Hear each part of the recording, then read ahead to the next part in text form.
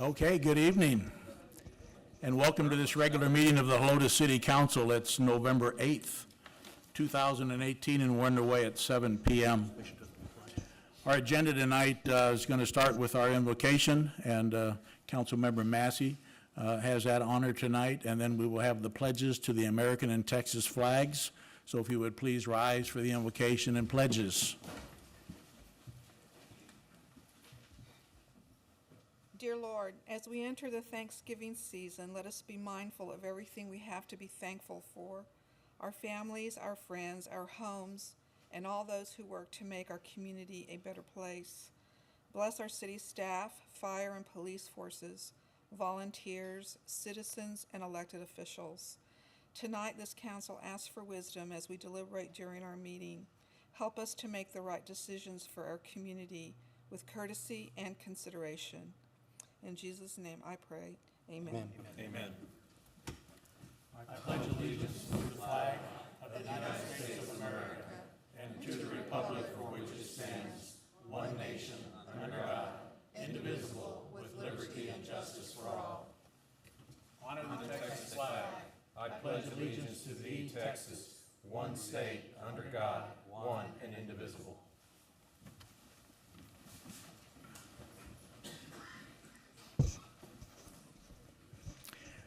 Well, I'd like to start off by thanking all of you for coming. Usually, we play to an empty chambers, so it's good to see people get interested in some of the stuff that we have coming before the council. Whenever we do have a room like this, and I apologize for the standing room only, but we have occupancy rules and I can only have so many chairs, so next time come earlier. But I like to take a little bit of a personal survey and just see the drift of how you guys become aware of what's going on. How many of you regularly visit our city website? Okay. Boy, we sure encourage the rest of you, if you have internet access, be sure and get on there, because all of the events, everything that is happening around Helotes is generally on our website. And then we also have social media. How many of you follow us on Facebook and Instagram and all those other things? I'm not a social media person, but I know a lot of you are, and we have a great gal that takes care of that. How many of you are aware that all of our meetings are broadcast live on Spectrum Cable? Okay, for years we've had now, it was Time Warner, now it's Spectrum, but Channel 21 is our own dedicated public access channel. So if you're a Spectrum subscriber and you want to see what's going on in any of our meetings, Board of Adjustment, Planning and Zoning, Council, the EDC, our Economic Development Corporation, just look at the schedules and you can go live on Channel 21 and watch it happening without any editing. So that's always exciting. And for those of you who don't have that, you can stream these things live off of our website or off of YouTube by just going to the videos on our homepage and to each one of those, and you can go back and look at years. I'm sure you're excited to even think about that. Years of meetings of all of our organizations, so that's always good to know. Then lastly, I'd like to know how many of you have never attended a council meeting before tonight? Raise your hands. Oh, great. Well, I don't remember seeing the rest of you here at any of our meetings, but I'll take your word for it. But we always encourage folks. I know when my wife and I moved our family here in February of 1980, we became very active in the community, and we didn't incorporate until October of 1981, so we were actually here about a year and a half before the city was incorporated, which means that this February we'll be residents of Helotes for really 39 years of the area. And I always like to think that when I reach that 40-year mark, I might actually be considered an old-timer, because I know there are people here that I meet on a regular basis that have lived in this area for 50 and 60 years and more. And I can say that I don't know if you read our magazine that comes out quarterly and look at the other things. But I think you can tell that there's a great love for Helotes. And we as Helotans are very proud and grateful to live in this community. And looking back at those folks that have been here 50 and 60 years, and me almost 40 years, and I can tell you that this council is made up of long-term residents. And I don't know how many of you are familiar with how city council works in our form of government, but these are all volunteers. They volunteer to step up and serve and make big decisions for you as citizens and for the city as a whole. And they take their job very seriously, their responsibility. And they all serve at large. And that simply means we don't have districts in Helotes. Each one of these 5 council members that makes the decisions twice a month that they have to make or are asked to make, they do that representing all of the citizens, regardless of where you live. They represent our newest member, council member, Jim Meadows down here, was just elected this past May, and he lives in Los Reyes Canyons. Alex Blue lives in Cedar Springs. Bert Buys here is in Ranch Acres, and these two, Paul and Cynthia, live in Helotes Park Estates. So the city is well represented with this mix of council members. That being said, I just, hopefully that gives you confidence to know that regardless of what happens, this council really gives serious consideration to what's going on. And they too, I think I speak for them, appreciate you being here. I think I know why you're here, and we'll get to that in a minute. But seriously, it's all part of the process, and I'll talk about that a little more when we get to the public hearings. But I wanted to point out, I don't know if you caught it, but on the screen, there was music playing while we were waiting for the meeting to start. That was our Helotes Area Community Band. And they're having their 7th annual Veterans Day concert this Sunday afternoon at 3 p.m. in the fire station bays. And we honor the veterans in the area. And see Tom here is a proud veteran. And so if you don't have anything else to do on Sunday, turn the TV off, don't worry about football, come down and join us, because you'll see a lot of veterans. It's a very emotional afternoon, and we invite all of you to come down there and enjoy some really great patriotic music by the Helotes Area Community Band. That being said, next up on our agenda is a recognition, a proclamation, and this is to recognize our municipal court. And we have our municipal court administrator here, Andrea. There you go.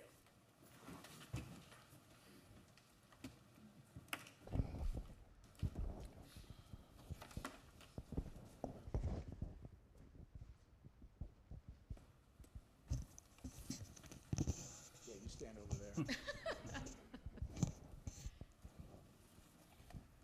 Andrea, this is Andrea Goff.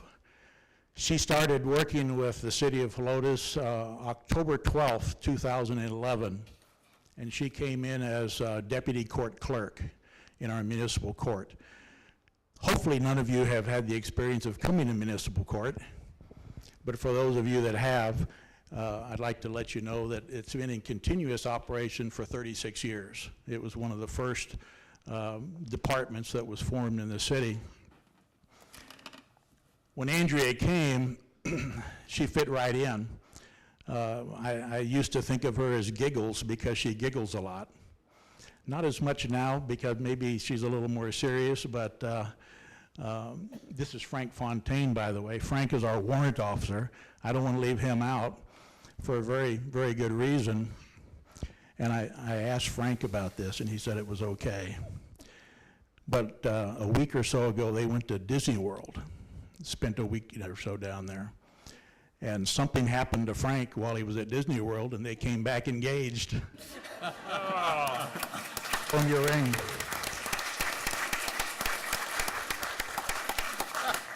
I don't know if it was a small world or what happened. Maybe Mickey slipped him something, but it was the pirate? Okay. But anyway, this year she was promoted because of her hard work and her initiative. She's brought some great programs to our court and some great recognition. We are one of 938 municipal courts in the state of Texas. And she, through her hard work, has brought many awards. You may have seen the wrecked car out here. She has initiated many programs and pointed out the hazards of distracted driving. And there's a lot of literature out here in the lobby that she likes to keep on hand for young people especially, but old timers too. We sometimes get distracted. But we're very proud of her. Would like to say there are 3 levels in the court clerk world, levels 1, 2, and 3. We have 2 other clerks in our court. Yolanda, she's working on her level 2. And we have Moses, who is working on his level 1. Andrea's about finished with her level 3. And I'm going to read to you what she has had to do, because she's been working on this for a while. And she gave me this information. But the requirements are to read 16 books, take 3 tests in reference to the books that are listed, complete 40 hours of observation in other courts, and observe those courts. And then she has to keep a journal for what she's observed and write a paper on that. She's completed everything except for some of her observation and finishing up her journals, and then she will apply to the state for her level 3 certification. And I have no doubt she'll be approved for that. And when she is approved, as of last count, there were only 96 level 3 clerks, certified clerks in the state. 63 of those are active, so she's going to be in some very fine company, and we're so proud of her. Lastly, not to brag on her too much, but she informed me and the rest of the staff that she had been invited by the National Center for State Courts to participate in a very distinguished class or course at the Institute for Court Management. It's a fellow certification program, and that's in Washington, D.C. I think you do most of it online, you said, right? And then she'll actually go, when she completes it, be invited to be before the Supreme Court in Washington, D.C. to get her award. So that we're very proud of her.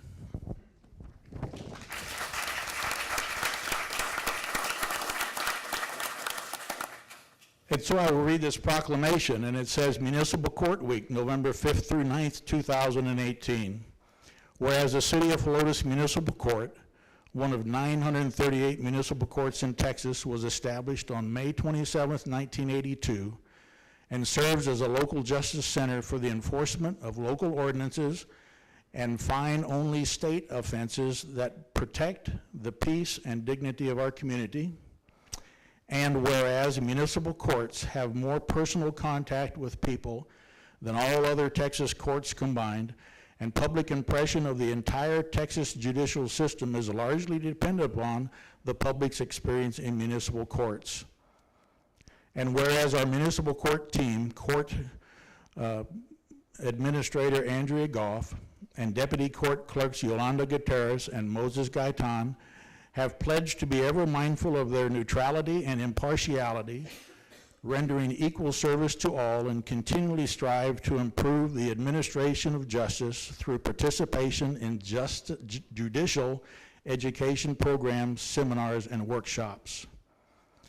Now therefore I, Thomas A. Schoolcraft, on behalf of the members of City Council, and by virtue of the authority vested in me as Mayor of the City of Helotes, Texas, do hereby proclaim the week of November 5th through 9th as Municipal Court Week, and recognize and commend our municipal court judges, our court clerks, bailiffs, and other court support personnel for their exemplary services they perform. In witness whereof, I have hereunto set forth my hand and caused this seal to be affixed.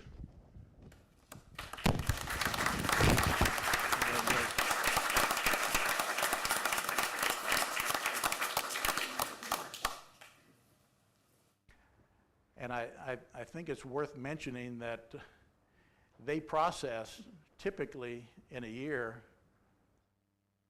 between 6 and 10,000 cases, which are mostly traffic related, and some of them are old warrants.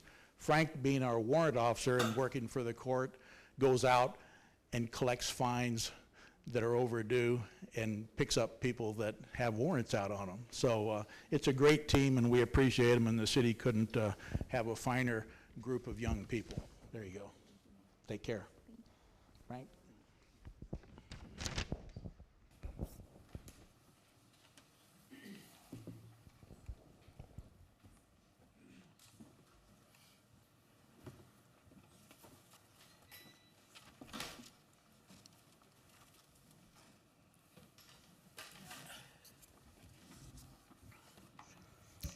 Okay, next up on our agenda are the public hearings. And I suspect probably most of you were at the Planning and Zoning meeting on Tuesday. I recognize you. I did ask council to please watch that video, and they all said that they did. So we're fairly up on your thoughts. I did want to express what the chair, Greg Michaud, said. In a public hearing, anyone can speak. We do ask for proper decorum in here. I noticed you guys were very, for the most part, courteous. Typically, we have people who are for something and those that are against it. Unusually, tonight, we don't have that situation. But as long as we have the decorum and the rules are followed, we'll be fine. I did want to read something that I think is interesting, and I think it's important for not only the council to remember, because it's out of our handbook for mayors and council members, but also for you to be aware of some of the way the procedure is supposed to work. And so this is, again, out of our handbook. And it says, the purpose of a public hearing is to present evidence on both sides of an issue. It is conducted by the council to obtain a full range of citizen opinion on important matters. And then it goes on to say, one cardinal rule to remember is that numbers don't always count. There are some topics that naturally draw large, highly biased crowds. Vocal minorities often swamp public hearings to show that their side has widespread support. The size of the turnout does not necessarily indicate that their cause is just. The council is elected to serve all citizens, and a council member must look at the overall picture, not just the view presented by one partisan group. The council is responsible for weighing the evidence presented at the hearing, and after due consideration, reach a decision. The presiding officer should indicate when a decision can be made immediately after the hearing. And again, that's no reflection on you guys. That's just general information about public hearings, so you'll understand. We appreciate you being here, and we certainly respect your thoughts and what you say, but at the same time, the council has to look at other things besides that, and I'm sure they probably will. I've been wrestling with how to approach letting you know kind of what's going on behind the doors here, and let you know that I attended the National Night Out the first week in October in Iron Horse Canyon, and I really enjoy those national nights out over there. I had quite a few people come up and talk to me about these townhouses, and I'll be real honest with you, I didn't know that much about it at that time because I haven't been in the pre-development meetings, but I caught the drift of what everyone was talking about. And then I listened to a couple of the board members over there talking, and it just occurred to me, maybe we as a city should step in, because there seemed to be no communication between the developer in this case and the HOA and the people in Iron Horse. So I asked Rick Schroeder, our city administrator, to set up a meeting, and we invited the developer and we invited the board of the HOA to come into City Hall and just talk about it. And that was the first time I had really seen what was going on. And I thought it was a very productive meeting. And the point that I had made to the developer's representative, because I understood there was a problem with the HOA, a lot of people thought that the developer did not want to be part of the HOA, and the representative frankly didn't know. And so I strongly recommended that if they want to go forward with this and be part of the community, that they join the HOA, if that was possible. And we sent that message back. And then Tuesday, we found out that they are requesting, or they'd like to request to be in the HOA. We also had a call from the developer, and they said they would like to have this item pulled from tonight's meeting because they heard you guys Tuesday, and they understand the turmoil that's there, and they don't want that. I told them at the meeting we were in that if I always encourage new people that are coming in to come in and be a good neighbor, an asset to the community, not a negative. And so they wanted to pull it, and I recommended that we not pull the item because that has consequences that I thought would be negative, and mainly we'd have to go through this whole process over again. So what I'm going to be doing when we get to this item is recommend to council that they postpone this decision until January. And the reason I'm going to recommend that to this council is after talking to the developer, and we reached out to one of your board members, and they both are wanting to go to the table, totally redesign this thing to fit to where it won't have to affect Ordinance 337. Or if it does, it could be amended in such a way that would be a win-win for everybody. It may or may not happen, I don't know. But I'm going to be making that recommendation to council that they postpone this decision, like I said, until January. So for those of you who signed up to speak, you're going to get your chance to speak if you want to. But everybody's heard most of the comments, and I believe the whole picture is going to change between now and January. It's either going to go away entirely, or it's going to come in such a way that it'll be more palatable, meet the ordinance, meet the codes, and all of that. So if you'd like to speak, you're going to get your chance, but I'm just telling you, action's probably not going to happen tonight if council takes my recommendation to postpone. You will know which meeting it will come back. You will actually be advised by your homeowners association and be kept in the loop. That's one of the things that we're going to do. The city, mainly either staff members or myself, are going to help facilitate this and see if we can't get some kind of solution. So anyway, that's where we are. Hopefully you guys understand that and can accept it, and hopefully the council will, like I say, take the recommendation. So that's where we're at, and I wanted to give the council a heads up on that also so that they will be aware of what's going on. And that's part of what we do is try to work with everybody to see if we can come up with a solution. Doesn't always work, but hey, you got to start somewhere. Okay, the first public hearing is on something entirely different. And we will open this public hearing at 7:23. And this is public hearing item number 3, public hearing to give all interested persons the right to appear and be heard on a request by Crown Castle for a specific city council approved use permit to authorize the installation and co-location of T-Mobile equipment within an existing cellular tower and enclosure located on property zoned Office and Professional District B1 on the City of Helotes Municipal Complex located at 12951 Bandera Road, Helotes, Texas, 78023, more particularly described as Bexar County Appraisal District Property ID number 240065. And as far as I know, nobody signed up to speak on that issue. So we will close this public hearing at 7:24. Next on the agenda is public hearing to give all, and we're going to open this one again at 7:24.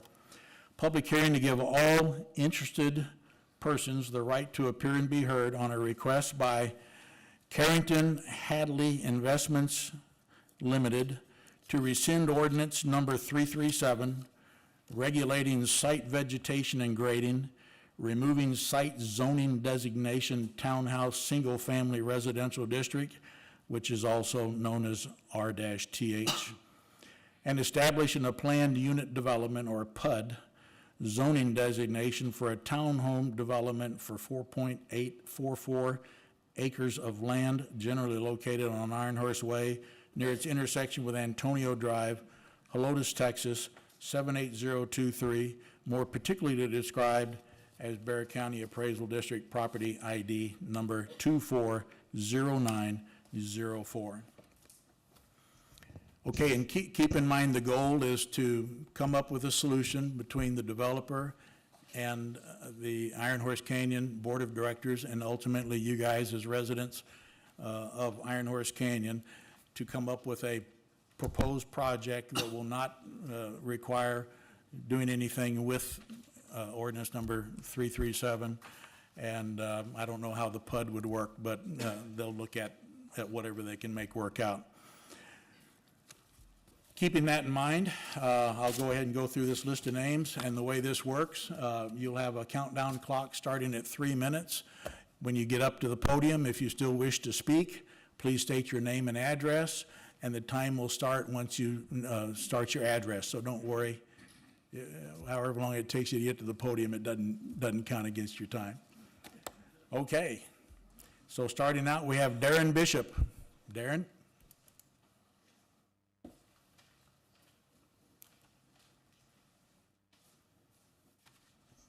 Good evening, council members. My name is Darren Bishop, and I live at 13314 Trotting Path. And I've been a homeowner in Iron Horse Canyon for over 10 years, having previously lived in Stablewood and now in the Ridge. So my time start yet? Okay.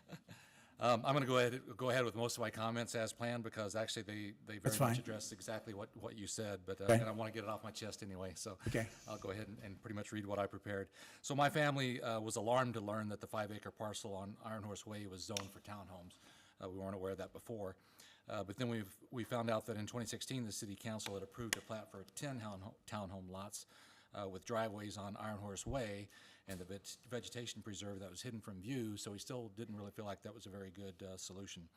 But this new proposal is even worse, and it would have a very negative impact on surrounding homeowners and on the entire city of Helotes. I understand Helotes will continue to grow, but we need to be very thoughtful and deliberate about where and how that growth will occur. This proposal is the very antithesis of the small town charm that has always drawn people to Helotes. And there are many good reasons for opposition, from decreased property values to trespassing in the HOA facilities, which is already a problem for us, to dangerous traffic, to decimation of green space, and many others. And I share all those concerns that we heard voiced on Tuesday night. But I believe the biggest detriment would be the final nail in the coffin of Helotes' reputation, and that reputation is of a unique small-town refuge from San Antonio and its sprawling suburbs. The most desirable aspect of our community should not be sacrificed so that the developer can wring every last dollar of profit out of his purchase and that the city can pull in some more tax dollars.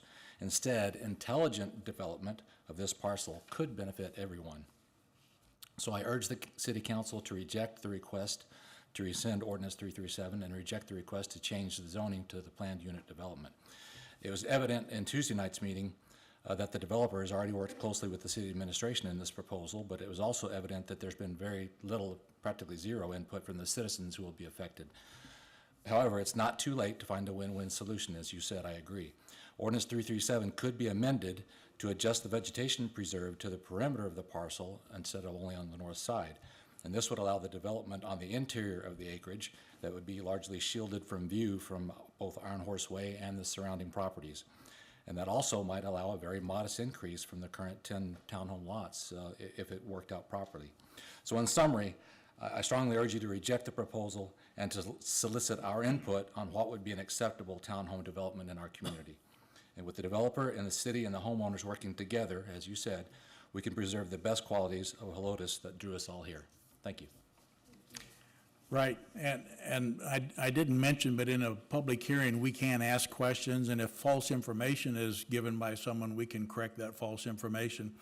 But I agree with what you were saying about the win-win, and hopefully we can come up with that. And I did suggest an amendment to be able to keep that vegetative barrier and actually give a more vegetative barrier along the street, just to make it more palatable. And so hopefully you guys will come up with that solution. And it'll depend on what the developer agrees to, I guess, but they're very willing after Tuesday, listening to you guys. I think you really hit home and they understand what your position is. Wayne Blau, I heard it last night, but I still probably messed you up. A little bit, Okay, sorry. no problem. So I'm Wayne Blau, and my family and I live at 14070 Iron Horse Way. And some of these comments are similar to what I said on Tuesday night, so forgive me if you've heard some of them. They're not all. It's okay. I'm here tonight to express my opposition to the proposed rezoning of the lot and the extension of ordinance 337 regulating vegetation and grading. The proposal to scrape off most of the natural vegetation to shoehorn in 50 townhomes almost on this small parcel is outrageous. And I know the city staff has been working with this developer for some time to come up with some proposal that will pass muster, but they need to keep working on it because this isn't it. And if they come up with a plan to put 10 or so townhomes on the property, maximize the conservation of trees and natural vegetation, and minimize the impact on the community, we'd welcome it. And I think that's what we're going to work for. With the kind of high-density housing being proposed for this lot and all the impacts that come along with it, does not belong in our city or our neighborhood. When my wife and I decided to move here from our old crowded neighborhood in San Antonio, we were looking for the right place to build our home, and we wanted some space where we wouldn't be on top of our neighbors and had lots of natural vegetation in the hill country feel that wasn't too far from San Antonio. And when we found our lot on Iron Horse Way 15 years ago, we knew this was the place. And there were all kinds of rules that applied to that, what we could build, what we couldn't build, where we could build it, what we could cut, when we could cut it, and when we could pull it out of the vegetation preserve and not. We didn't really like that idea of someone telling us what we could do with our property. And we buckled at it a little bit, but then we quickly realized that the rules were a good thing.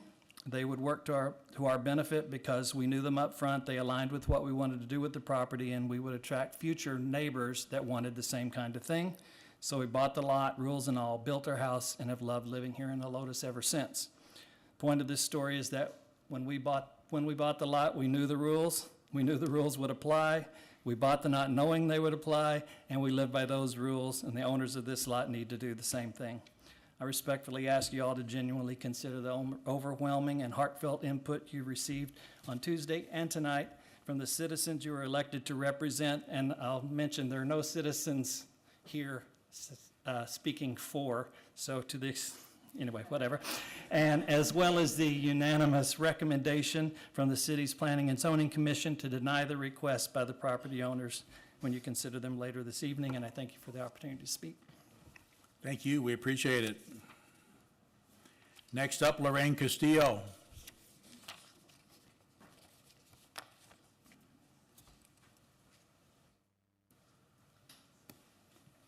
Good evening, Lorraine Castillo, 10523 Black Horse. I'd just like to mention that I think that I vehemently oppose this PUD for many good reasons that have been stated better than I'm going to state. But I'd like to congratulate you on your invocation, Cynthia, when you mentioned that we thank the Lord for our homes. I think this is going to adversely impact the value of our homes, without a doubt. I am a realtor and have been on a side for 15 years. I can tell you there's nothing about a high-density townhome that's going to add any value to our homes and any tax base for the city to benefit from that.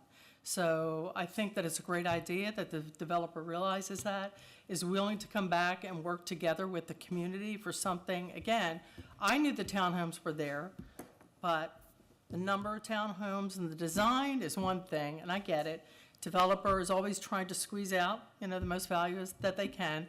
But I think impacting 4.88 acres, impacting the value of a large community with a diverse number of homes and probably a large tax base for Helotes, just makes absolutely no sense whatsoever for them to impact that.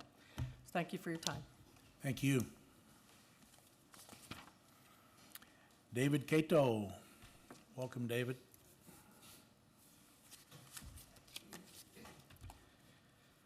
Good evening. My name is David Cato, and I reside at 13018 Wild Heart. I'm here as a 15-year Iron Horse Canyon resident and as the president of the Iron Horse Canyon HOA.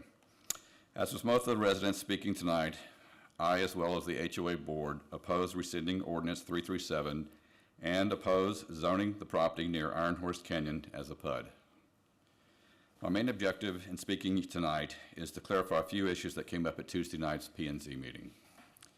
The location of the 46 high-density townhomes next to a quiet, traditional family community does not make sense, since townhomes are normally built in urban settings with access to numerous amenities. It is important to note that the townhome residents will not likely have access to any of Iron Horse Canyon amenities. The board does not have the authority to bring the townhome development into the HOA. Although Iron Horse Canyon residents could vote to change the CCRs to make this happen, it would take 2/3 or 452 of the 677 homes to make this change. There is a remote possibility that manned development might be able to bring the townhomes into the HOA, but the legality of this method is undetermined. If the 46 townhomes are not within the HOA, then who will be enforcing typical HOA compliance or maintenance issues for the townhomes? We have been told by the that Helotes Compliance can address maintenance issues such as dilapidated fencing or overgrown littered yards. However, issues such as these found in Iron Horse Canyon are not being addressed by the city. We understand it is much harder for the city to regulate roof maintenance, broken yet uncovered windows, and paint. The city manager has said that these aesthetic issues are much better regulated by an HOA than than a municipality. Without Iron Horse Canyon HOA or code compliance oversight, we would have to rely on the 46 residents of the townhomes who may eventually make up a townhome or condominium association to keep up their properties in good condition so as not to adversely affect the property values of Iron Horse Canyon. As we have found out in our HOA, inadequate oversight can lead to lack of motivation to maintain one's own property. The board of directors is willing to work with the developer to come up with a mutually agreeable development plan. The developer has told us several times they are not interested in working with us or being part of the HOA. Thank you. Thank you. Craig Sanders. Hey, good evening. So my name is Craig Sanders, and I live at 13204 Red Tail. And tonight I am here as both a resident and a member of the Iron Horse Canyon HOA Board of Directors to present a petition on behalf of the awesome residents of Iron Horse Canyon who oppose rescinding Ordinance 337 and to oppose zoning the property near Iron Horse Canyon as a PUD. The bottom line is Iron Horse Canyon residents are against changing the property development plan from previously approved 10 townhomes to 46 high-density townhomes. The petition has 613 signatures, and the following are some of their concerns. So I know petitions can mean a lot of different things to a lot of different people. All I can tell the council is this is a pretty black and white issue for the residents in Iron Horse Canyon. We're not trying to explain how to propel a rocket or anything like that. Bottom line is, do you want a low-density home development at your doorstep, or do you want a high-density community at your doorstep? It's as straightforward as that. And so in those numbers that I just stated, that's the feedback that we received from the community, and we did it within 8 days, and I assume that number would be larger. I mean, that's the fundamentals as far as we went with that petition. Many residents, I will tell you, and this is feedback, many residents fear that high-density townhomes will decrease their property values due to increased noise and light pollution, which is a big deal in a quiet residential community. And the lights, when I moved here 8.5 years ago, I didn't know what this light thing was to look at the stars, and that's a big deal. Now I appreciate it. You put 46 townhomes, there's going to be some lighting in there, and it's going to be dense, and you're going to mess with the folks that live down at Adobe Acres Ranch on the backside, and the people like where I live in Stablewood and Riata. I'm going to go all over the place since you already kind of are going to recommend that we probably get together. I'm not going to go through all of this, but I think I think another issue is the public safety thing. And we can talk about accidents, we can talk about traffic volume. The big concern with 46 townhomes, looking at what the developer laid out, there is no place for overflow traffic, none. We all have people and relatives and, grandkids come and visit. Where are they gonna park? Is that coming out there on Iron Horse Way? I'm telling you where it's gonna go, because the police department will allow it. It's gonna show up in the Iron Horse Canyon subdivisions. Stablewood and Riata will pay the price for that. So again, that's another reason why we don't want high-density community there. So with that said, I think that's about it. If you want a copy of the petition, I'd be more than happy to provide it to you. If you have it, just give it to Selena, our city secretary down here at the end. All right, thank you. That way she can put it in the folder. Thank you.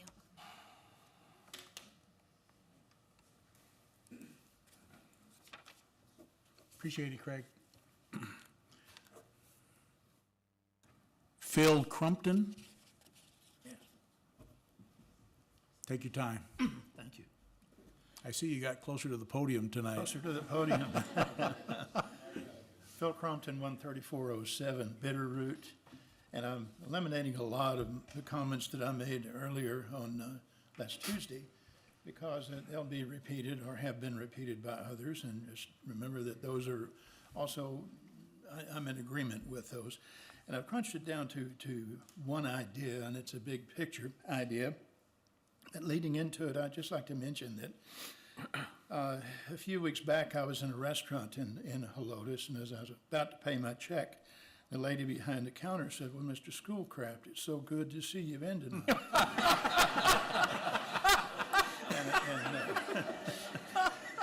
And of course, Now that you mention it, I can see that. Of course, I smiled, and we had a good conversation.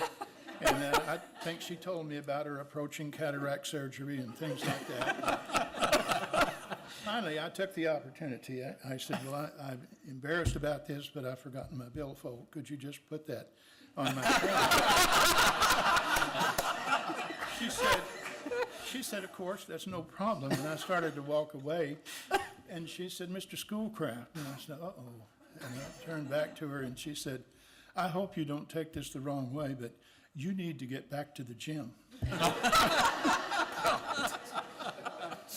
Thank you for your indulging that. Very quickly on what I was pointing out was, Kathy and I have lived here 13 years, and our boys have grown up here, and they're already married, and we have grandchildren. And something we noticed going along was that Helotes always tended to make decisions that favored the quality of life. And we've enjoyed that tremendously over the years. We enjoy it every morning as we sit there and have coffee and other things we probably shouldn't. But we enjoy that. We want to see that preserved. And what we've seen over the years is when it comes to attaining property or attaining funds or an increased tax base as opposed to quality of living, that quality of living has been the standard, that has been the primary value involved. And we wanted to express our confidence in whatever decision that you come up with, that you'll maintain that as your highest priority, that increased tax base and increased property are not going to outweigh that. Thank you. Thank you, Phil. Debbie Hurst? Hello, I'm Debbie Hurst. I live on 13220 Red Tail. I'm a mama, and I'm the one who's lived here over 40 years, and I'm the one that, when you go down the road, I go on a wing and a prayer getting out of my neighborhood and Stablewood, and if you almost get into me, I apologize. I'm trying to look both ways. That's my concern, though. I'm concerned with the traffic. I'm concerned with the parking. I live in Stablewood, and as I get out of the neighborhood, it's challenging to get out. And I'm concerned about now having to look at 2 more entrances as I have to haul it getting out, and then who's coming in and who's coming out. I'm also a mama at heart. I'm concerned about the kids. I'm concerned about the school bus. My kids, they cross at a very challenging place. It's a blind spot. And now where are those other bus stops going to be? So you've got people coming out of Stablebrook, trying to get out, then you're going to have 2 other entrances, and then you're going to have another bus stop, I assume, somewhere down the road. I'm concerned about that. I do have this going in my backyard, and I want you to think about it. If it was going in your backyard, what would you think about this? 46-plus homes, 90-plus cars. You've got grandkids, you've got kids turning 16 wanting to park. It's challenging for me. I'm going to have parking issues with my own family. But in all of your backyards, would you want to look back and see 46 townhomes? Would you want to see people inundating your neighborhood with parking and parking on the main thoroughfare going to your neighborhood? Just please think about it if you were in our shoes. Thank you. Thank you. Judith Hurst.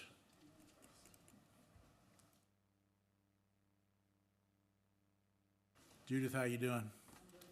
Good. Thank you. I loved his humor. My name is Judith Hurst. I live at 14855 Antonio Drive. It was very difficult to come up with an argument against Ordinance 337 because, as Rick said the other night, it only addresses that one property. So it's not under the code. But what I did was I looked at the Helotes master plan, which matched what we would like. And Helotes master plan says that they want to preserve the neighborhood character of Helotes. They improve the quality of living for Helotes citizens. They preserve and enhance the rural atmosphere of Helotes. They responsibly protect the natural environmental resources of Helotes, and they preserve the rugged beauty and natural environment that defines the hill country character of Helotes and makes it a unique and desirable community. I don't think this project would address any of these. But I also found something under vegetation when they talk about variances that allow a change in variation. And the 3 concerns were that such variance will not be contrary to public interest, and I have a feeling from this meeting that it would be against public interest the way it is now, that it would be in harmony with the spirit and purpose of the Helotes master plan. But the one argument, and I brought this up at Old Town when you were talking about the apartments going up in Old Town Helotes, the plight of the owner of the property for which this variance is sought is due to unique circumstances existing on the property already, and the unique circumstances were not created by the owner of the property and are not merely financial. So, as Rick said one time, that some of these changes are based on need. Not to be rude, but it's greed, not need in this case. So I would ask you to please not put it in. Thank you. Thank you, Judith. Raymond Love. Welcome, Raymond. Evening. Thank you, Mayor, council members. Raymond Love. I live at 13168 Mystic Saddle. I elected to go ahead and talk tonight because my comments are directed more on growth overall versus just this one particular project. I'm lucky enough to be a 9th generation Texan. I grew up in Helotes and Leon Valley and have had close family members living here since 1969. I remember shopping at the Handy Andy grocery store that is now the dollar store, sitting on top of the hill listening to Willie Nelson launch his career. I was at opening day at El Chaparral. It didn't take much for me to decide to move my family back here. And fortunately, 9 years ago, we were lucky enough to move into Iron Horse Canyon. When I came back, the growth was surprising, but understandable. You know, I've been gone for, I think, roughly 15 years. What surprised me was the amount of growth that we've sustained since that time. I just don't know at what point is the end all. What is it that we're trying to achieve with this growth?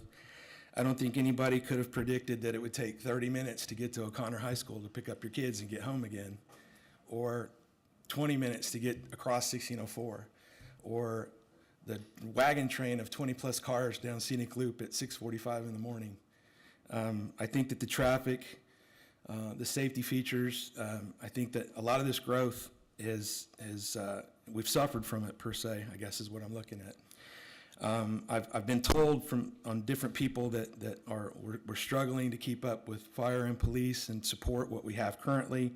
I don't know that currently to be exactly the case, but at some point I feel that we should consider just regrouping and come up with a possible solution that will keep Helotes the tranquil city that we advertise it to be. So I appreciate your time. You remember Poor Boys? Yes, I do. That was before Handy Andy. Well, oh yeah, I barely Remember? remember that. I'm not that old.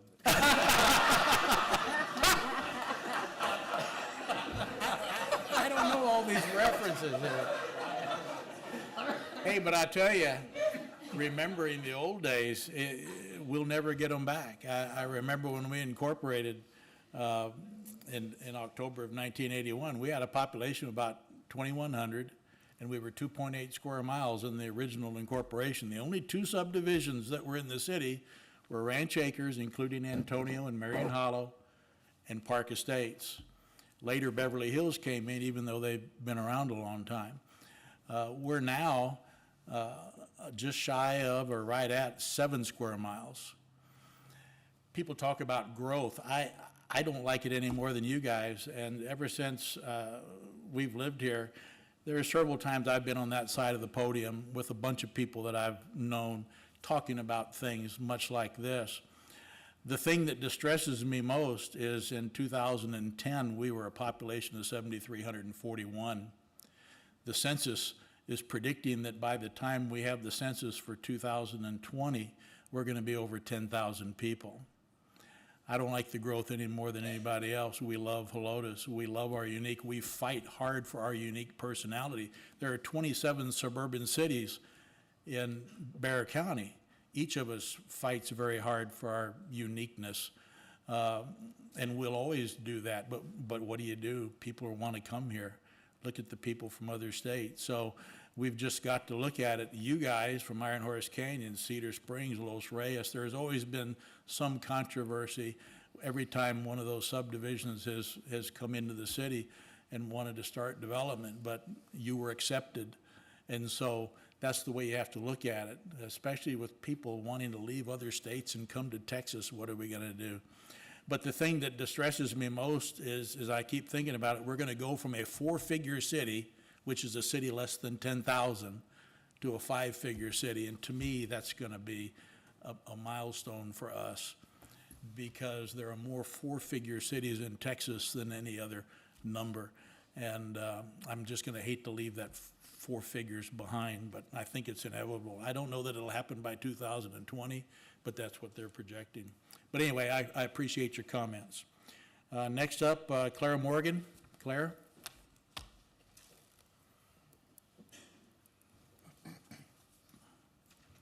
I'm going to go with this because I worked really hard on it. Good evening. My name is Claire Morgan. My husband and I are homeowners at 10419 Rainbow View in Iron Horse Canyon. I am respectfully asking our mayor and city council to accept the Planning and Zoning Commission's recommendation to deny the request made by Carrington Hadley Investments regarding the ordinance and zoning changes for the property on Iron Horse Way. To quote from the city's website welcome page, Helotes is a unique community that maintains its small town tranquility. Citizens remain committed to economic prosperity while balancing environmental consciousness and historic preservation with modern revitalization, end quote. Helotes is also touted as a gateway to our beautiful Texas hill country, our neighborhoods being perfect examples with the changing topography and the native vegetation at our doorsteps. As I listened to my Helotes neighbors voice their opinions Tuesday night, it was clear that we all have chosen Helotes as home because of the small town quality of life offered here. It also became very clear that no matter the concerns for safety, environmental impacts, are property values. The proposed 46-unit townhome development on this particular site does not belong in our quiet, tucked-away neighborhoods. This type of development is better suited for Bandera Road, or as one gentleman suggested, maybe Old Town, where there's more access to amenities. This property was zoned for townhomes with a 10-unit development fronting Iron Horse Way having been a plan, while 10 driveways stacked in a very short distance on a hill at the entrance to Iron Horse Canyon is far from ideal. The small development was more in keeping with the neighborhood. It was said that area seniors and retirees are the target demographic for these 2-story homes. Seriously? Perhaps a compromise could be offered for this property. 10 or so small, single residential lots with 1-story garden homes nestled into the trees on a cul-de-sac street might better serve this targeted population and be a more appropriate fit with the neighborhood. Preserve much of the native vegetation by using it as a buffer between the neighboring properties and screening from the street. With such a plan, necessary rezoning and ordinance changes could then be revisited. We all want to promote economic prosperity. I urge you, as city leaders, to consciously commit to find that balance between thoughtful, modern development, responsible environmental preservation, and the true needs of our citizens. Maintain the quality of life and natural beauty in this small town we call home. Keep it quiet, keep it quaint, keep it uniquely Helotes Hill Country beautiful. Deny the ordinance and zoning changes. Thank you. Thank you, Claire. Next up, Anna Ojeda. Am I close? Ojeda? Okay. I'm gonna go with the same thing as last time. Name and address, please. Hello, everyone. My name is Anna Ojeda, and I am a resident of Iron Horse Canyon at 10423 Rainbow View. As well as a realtor, I feel the need to bring items of concern to you as well as my expert opinion. The change in zoning to a high-density housing zoning will definitely not help the residents of Iron Horse Canyon as well as the residents surrounding us. The aesthetics of it will not be added value to the area. The added traffic to the main street will be chaotic and irresponsible. The originally proposed 10 townhomes were ideal for the neighborhood as it brought value since the homes were going to be in a better design, green preservation, and the lot sizes were much bigger to accommodate comparable sizing homes to the surrounding neighborhood. In regards to value, cramping 46 homes into the average 0.058 acres. My lot is 0.18. This is 0.058 acres. Proposed lots will definitely decrease value as the home sizes will be smaller than the average homes in the neighborhood, and definitely will not appeal to retirees as the townhomes will definitely need to be 2+ story homes to fit into those lots. Someone mentioned that the 17% of 65-year-olds would appeal to move to a smaller house instead of living in a large acreage home, and I definitely agree with that. But I can assure you that none of them will want to move into a 2-story home. Next to possible young families with young kids, because it's just definitely not being designed for adult living. It's designed for everybody. In my opinion, a townhome at an average of 1,200 to 2,000 square feet with 0 land, 1-car garage, no parking, and the chaotic traffic, there will not be added value to more than $200,000 to $250,000 maximum, and that's today. That will for sure bring the neighborhood value down, as the average home in Iron Horse Canyon starts at $300,000 and it goes up to over $1 million. And the average size of the homes in Iron Horse Canyon is around 3,200 square feet. That's about the smallest house in Iron Horse Canyon. I ask you to please do not approve the rezoning. I ask you to keep original plan. I ask you to not approve any further proposals that will hinder the value and tranquility of our community. Thank you. Thank you. Tom, why not? Thank you, Mr. Mayor and Councilman. I'm going to appeal to your better judgment. I've been here over 30 years, and I damn sure don't want 40-something houses next door to me. I live on Antonio, just a few lots down. My son lives 2 lots down from there. He can't come to speak. He's in Colorado, and he called me tonight. I didn't even know about this meeting. That's the only reason I'm here. But I'm totally against this. Put yourself next door, living next door to this thing that we're talking about. I don't think you'd like it. In fact, I know you wouldn't like it. I've lived here over 30 years. That's the reason I moved here from the peace and quiet, the stars. You can't put a street light in front of your house. You can't have excessive noise. And none of this would happen with this thing. It's pitiful.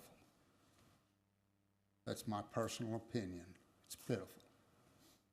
I live in the oldest subdivision in Helotes, all of Antonio Drive. I love it. I almost moved when Iron Horse Canyon and Adobe Walls come in, but I said they're single dwelling property. I can live with that. But I can't live with 40-something houses just a few lots over from me. And I appeal to you to use your better judgment in this matter. I think it's very, very important to this city. I thank you for listening to me. Thank you, Tom. Good to see you again. Same here. Edward Wright.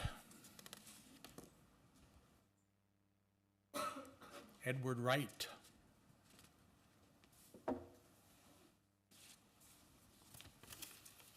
Edward Wright going once.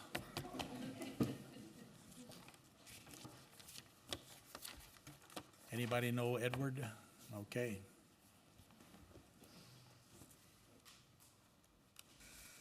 Hand those back down.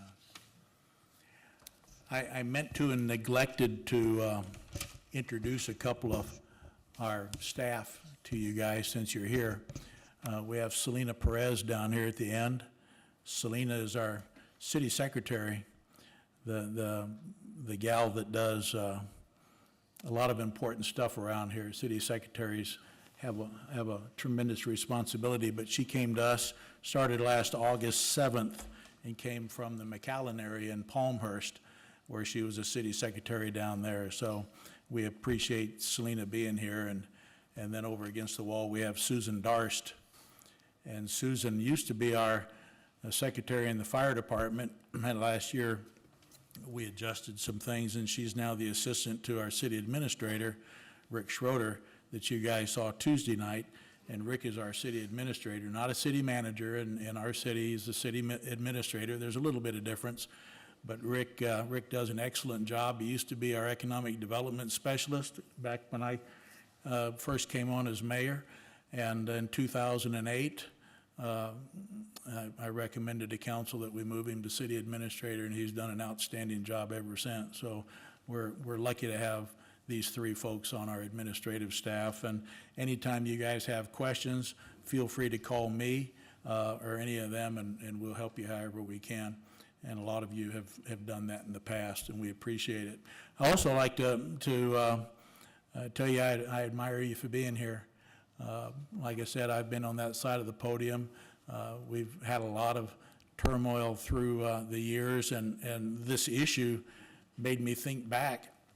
And I was talking to Rick about this, some things that happened with that area where you live now, way back in the 80s, and I'll share some of that with you when we get to that agenda item. But again, it means a lot to us, meaning me and the council, for you guys to show up and lay your hearts on the podium and tell us what you think, and we appreciate it. That being said, we will close this public hearing at 8:04. We will move to our next public hearing and open that at 8:05. This public hearing is to give all interested persons the right to appear and be heard on a request by Bandera Road Cafe for a specific city council-approved use permit for a restaurant with drive-through facility at Helotes Point Retail Center, a multi-tenant shopping center on property zoned overlay district B3 OD, which is business, or B3 overlay district, located at 12510 Bandera Road, Helotes, Texas, 78023, more particularly described as Bear County Appraisal District Property ID number 1274715. And we did not have anyone sign up for this public hearing, which means that some of you probably go to Bandera Road Cafe now and use their drive-through, so you have no problem with them moving next door. That'll be, we'll close this at 8:06.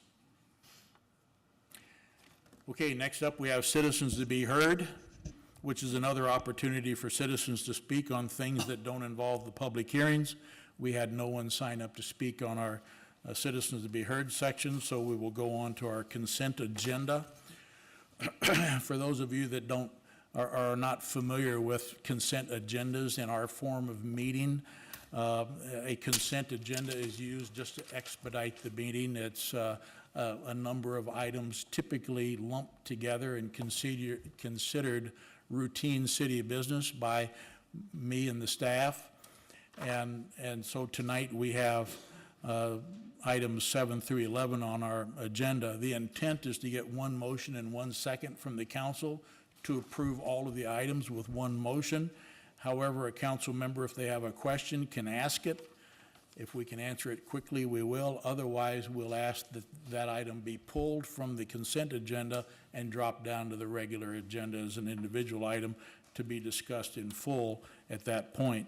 So tonight, again, the consent agenda is items 7 through 11. Are there any questions from council on any of those items or a request to pull?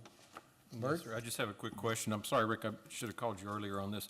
With the item 11, we have, according to the agenda item, we're doing a 3-year agreement with a 2-year extension for Dr. Manifold.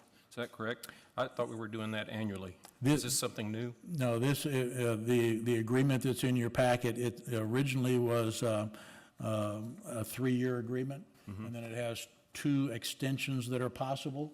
Last year, we used the first 1-year extension. This is the 2nd-year extension. So we won't need a new contract until next year. Okay. And when it says consent of the parties, that means Dr. Manifold and us, is that correct?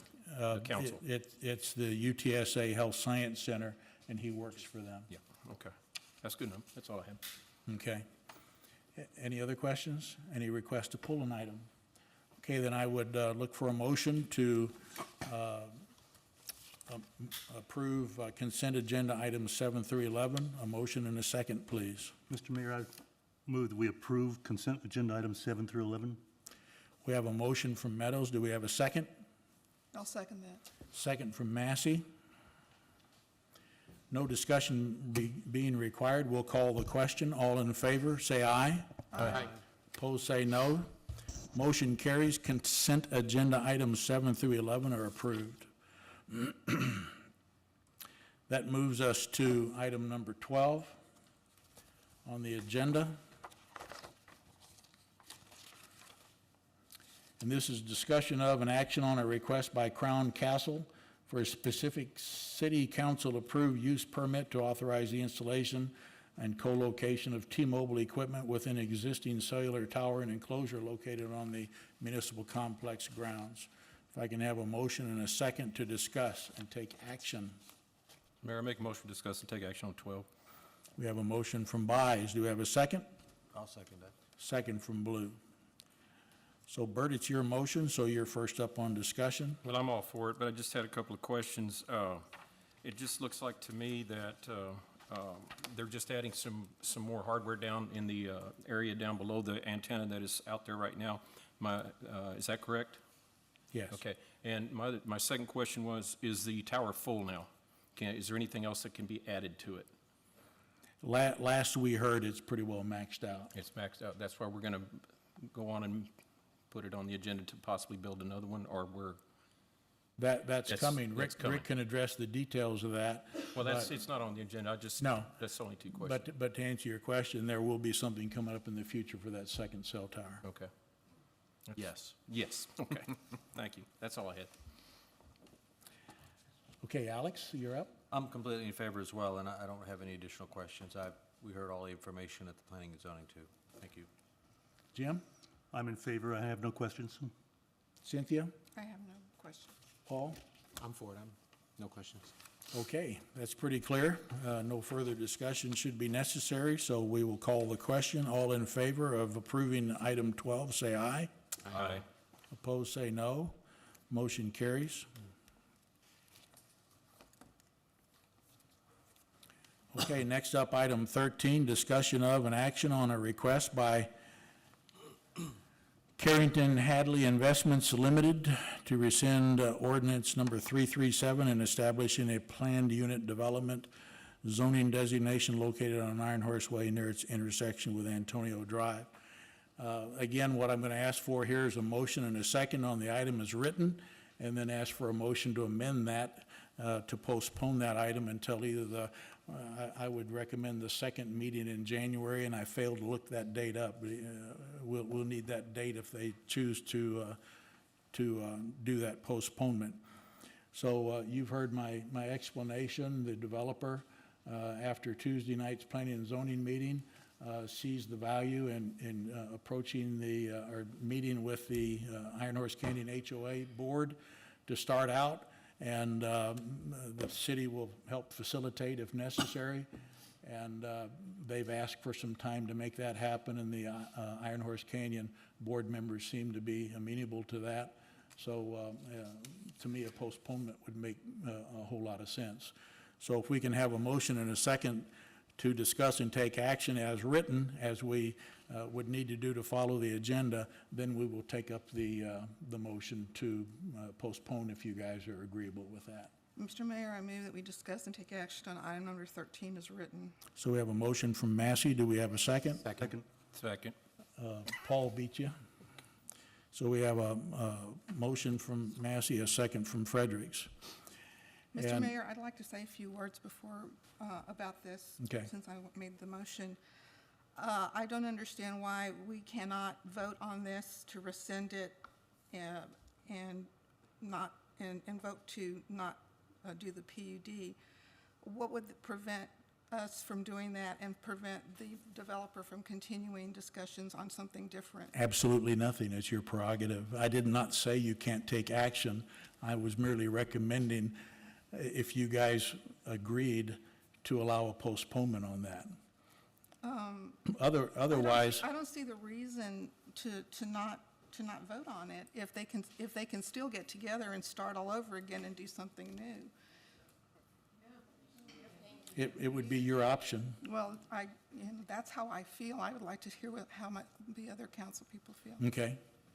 May I address something? Yeah. If you do that, we would have to start the process all over again, which I understand you probably don't have an issue with, but it would also incur additional costs related to publications in the Express News. And so that's why we were spitballing today about possibly postponing it, because then you wouldn't have to advertise and redo a publication in the Express News. But that was the only real reason. I needed that explanation. I'd like to know, I just wanted to know why we were going to not have to do this. So this is, Again, it was just an option to give them a chance to get together without starting the process all over again. okay. Paul? I'm all in favor of postponing so they could get together and come to some mutual agreeable development there. Okay. Jim? I would like to support the postponement from the standpoint of no hard and fast actions. If we can get people together to get it done the right way where everyone's in agreement, that's a better solution in my mind. Yeah, and there's no guarantee a solution will be found, and you can always deny it later. Right. Alex? Thank you, Mr. Mayor. I'm a little torn because at first I don't, I mean, I understand that there's some financial consequence to the city to go through the entire public hearing process again. I'm not sure how much it is, maybe $1,000 roughly, because Express News is very expensive to put a tiny little ad in. And we have to follow all that process and would also then have to, I'm not sure if we'd have to go through that all over again with planning and zoning as well. So I understand that part of it. I also envision that the citizens here would like to have that public process again once the final product is presented, and the notifications and the ability to come out and speak after they've had a chance to see what's presented. And so while I don't relish the idea of wasting the city's money and time on all of that process, I realize the developer has a need to develop their property too, that they own it. I'm torn because I don't necessarily want to eliminate the public process that this has to go through once we get something final. And I know we can still do that, and I know you've assured us that that would be going out to the homeowner association, et cetera. So that's why I'm torn with it. Part of me wants to say, no, let's vote on it, because I came here tonight after reviewing all the documents, completely prepared to vote against it for a variety of different reasons. And you know, since we're not talking about the postponement, the actual item itself at this point, you know, I mean, we talked about the quality of life. I struggle with the idea that I recall very clearly. I was on planning and zoning some 12, 13, 14, 15 years ago when this was zoned in townhouse, and when it was originally put on the books, it was business. And it was B2, it was going to be office buildings. And the citizens, the very few citizens that were here at that time of Iron Horse Canyon were vehemently opposed to this, and they didn't want townhouse at all. They wanted business to stay there, which was, I thought, kind of a little ironic. But that was what it was there. And this gentleman here made the comment about, you know, I mean, the neighbors to Iron Horse Canyon were in almost this number opposed to letting you guys in the city. And so I struggle with that idea, because now that I'm here, now no one else can show up. And the growth we've seen, yes, in the city, but it's been predominantly outside of the city, coming through the city. Our traffic problem is driven by the people who have no choice but to come through Bandera Road to get to San Antonio. You know, I mean, 8,000 people don't generate the traffic that we have. We don't. And although I've thought about toll roads and keep the non-citizens to pay, I don't think that would go over well.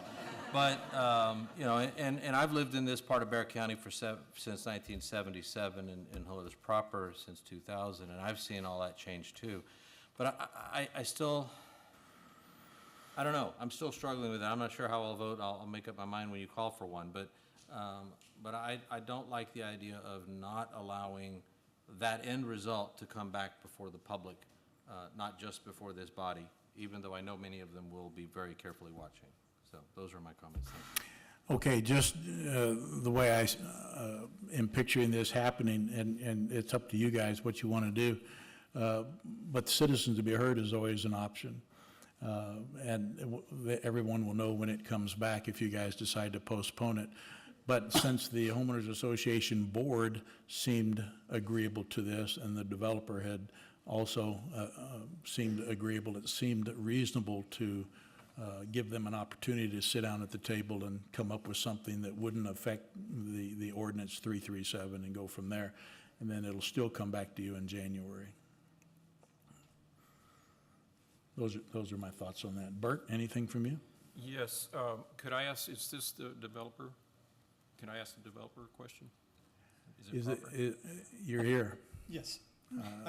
You just kind of vaporized. Typically, you'd wait until I have two questions. I'm with Alex, what he said also, but I have a question for him and another question for Mr. Cato. If we were to just completely deny this, would you still be willing to negotiate? Less likely so. Less likely? Okay. And that's the only question I had for him. And then Mr. Cato had said that the HOA president had said that he would need 452 homes to allow this townhome. No, 200 and something. No, he said 452 homes. Was it 400? Really? He said Okay. 2/3, correct? Okay. Yes, sir. Well, it was 452 homes that you would, and I don't know, can you get those results by the middle of January? You can't call a meeting for that purpose. Well, see, I mean, that would kill the whole deal right there. Right.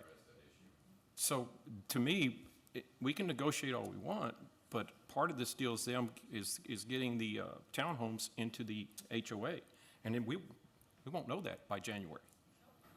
So, and then he's also, but see, now he's less likely to negotiate if we don't postpone. They had asked to have the item pulled, which would have meant we would just pull it and not take action on it. And I recommended trying this route. But again, the decision's up to y'all. Well, I'm just saying, if the HOA cannot get the people in a vote on, if people want to be with the HOA, the deal's pretty much dead anyway. Am I right or wrong? No, I don't know. We'd have to let them sit down and talk about it. We don't know that? Is that okay? Yeah, go ahead and come on up, David. Sorry, David. Tell us who you are, and let's get this worked out if we can. And one other thing, I'm sorry, David, I didn't mean to interrupt you. Because but whenever- these guys need all the help they can to make a decision. Whenever you say 452 homes, what does that equate to votes, or what is the number of people? It's not people, you only get one vote per residence. Okay, that clears So that up. 450 residents. I've never been a part of an HOA, sorry. Yeah, so it's 452 residents would be required to pass that. I did mention there might be another option, but we as the board, at least the majority of the board we've discussed this with, would prefer you take a vote tonight. I mean, we would love to work with them. Yes, sir. And address this, but, you know, we've talked about this over a period of 2 years, 3 years with them. And for the most part, they seem to be amenable, but then they said no. They were 2 times we've talked to them this year, they said no. So I don't know that negotiating is going to help. We'd love to work with them because they have every right to develop that property. Yeah. Well, okay. When you talked with us today, my understanding was that there might be another option. We don't, as I mentioned the HOA. earlier, there might be another option with the developers of Iron Horse Canyon, if they are still the developers of Iron Horse Canyon. We don't know that. But how can a developer be, if It's something that our attorney brought up when we asked him several months ago. So it all depends on whether or not they're still legally considered the developer of Iron Horse Canyon. They might be able to, but again, we don't know. But you also gave me the impression and the staff that the board would be willing to sit down and talk. So you're saying now you won't be? No, I'm not. I just said again, we'd be more than happy to sit down. Email I sent this evening, I don't know if Rick had a chance to see it or you did. I've given you all the documentation of how many times we've tried to sit down with them, and we're still willing to sit down with them. I haven't seen any of that. I know. Yeah, I sent it about 5:45. Oh, okay. It was in response to an email Rick had sent earlier today. Okay. Mr. Mayor, I have another. We can always sit down with them. Doesn't mean we can always. Well, sit that's what down. I was saying. There's no But guarantee. it doesn't mean you can't take a vote either. Yeah. I mean, I think the citizens are here. They're speaking of what their mind is. Why not let their voice be heard? Well, just to echo what Councilmember Blue said, I'm not for high-density townhomes. I'm not against townhomes, but I'm against the high density that's shown in this presentation. That's all I had, Mayor. Okay. Cynthia, any follow-up? Yeah, no, I'm definitely against this. I think that we should not vote to rescind the ordinance or accept a PUD.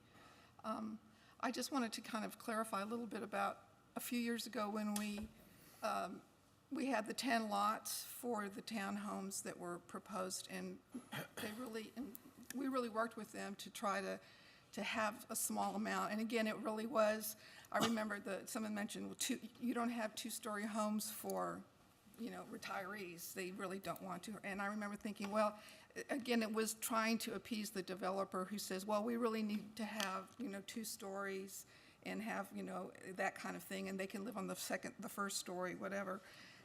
But the way they had it if you looked at that particular plat, it was very nice. I mean, everything was situated in the middle, so there was a lot of space around it. There was enough parking. So when I saw this, I was astounded. I mean, look at it. I couldn't believe it. I said 49, and I agree with you. I would not want to live near that. When I moved to Helotes, we moved out here because we moved on 2 acres. I mean, you know, I said at least at one time it was just half an acre. That was the minimum you could have here. It's slowly kind of gotten a little smaller, and these PUDs allow that, and so there's no need for us to allow that.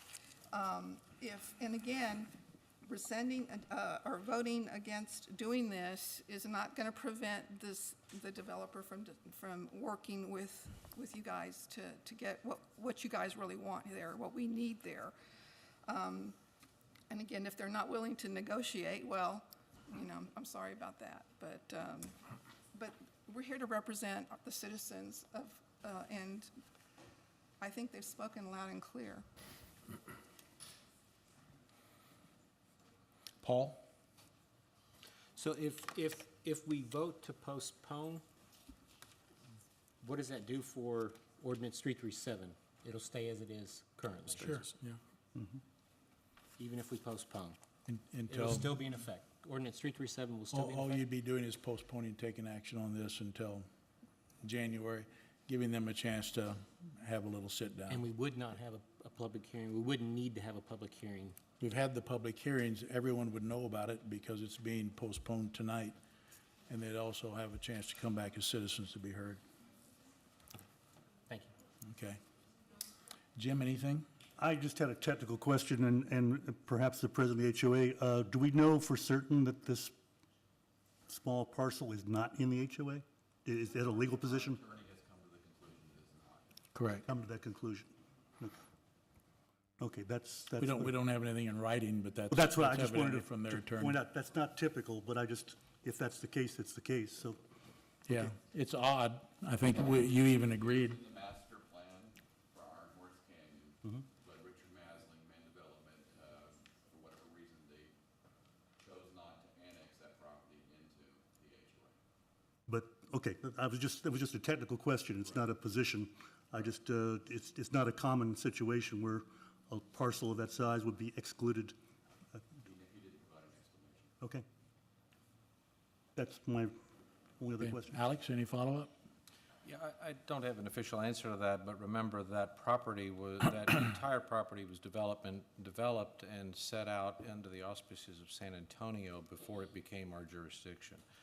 And when that happened and when the entire piece of property, all of Iron Horse Canyon, this too, was annexed, that was annexed zone business, which would make sense that it would not have been a part of your homeowner association. That might be the reason why. And so I don't know that, but it makes perfect sense that when it was first incorporated and zoned in the city, it was business, and only later was it actually changed to townhouses. It's quite odd, and simply also that Richard Masling or Man Development from the outside have been here 15 years, had advertised it as townhomes within Iron Horse Canyon, and at our annual meetings, it was, anyway, he mentioned it as being part of Iron Horse Canyon. But again, he never annexed it, so it was very confusing for us. Thank you. I'll stand by my prior comments, thank you. Bert, anything else? Well, yeah, I think I'm going to go ahead and I'm going to lean towards denying this because the developer said, he didn't say a complete no to negotiation. So I'm going to lean to go ahead and deny it instead of postponing. I'm going to. Okay. Cynthia, any last thoughts? Paul, you good? I'm good. Jim, you good? Good. You good, Bert? No, he's coming back up here. Do we have a chance to speak, to pull this then? Typically, no, but be compatible here. If you have something you want to say, go ahead. You have a right to say it. I'd just like to say, you know, in talking with yourself and Mr. Schroeder, I gave it a shot to come up here, knowing that that was probably going to be the outcome, and we wanted to go back to the drawing board, and a straight denial hurts us in the long run. I mean, we've got to go completely all the way back to square one. And that's just a lot of unnecessary time that's going to be wasted.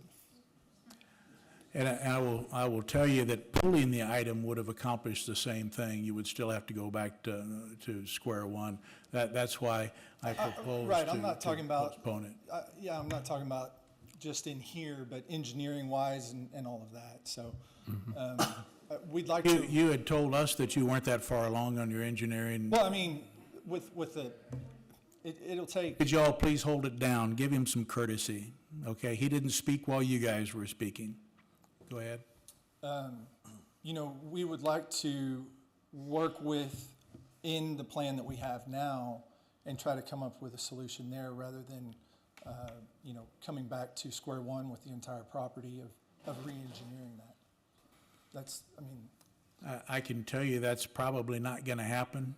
And just realistically, having seen these before, so I think you're just going to have to go ahead and come back with a proposal that'll be more in compliance with ordinance 337, or propose maybe amending it, but you're going to have to go back, whether they deny it tonight or it was pulled, the results would be the same. You'd still have to come back and start over again. Okay. So the only option was the postponement, and they're not amenable to doing that, and I can understand that. So we'll just have to see how council votes. All right. Thank Okay, you. thanks.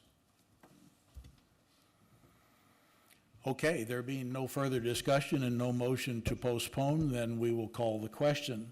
And keep in mind, an aye vote would be to allow the recension or doing away with ordinance 337 and allowing the PUD. A nay vote will be to deny both of those items. So I would ask at this time the question, we'll call the question. All in favor of the motion to allow the recension of ordinance 337 and a PUD, say aye. All opposed, say no. No. Motion carries. The application is denied.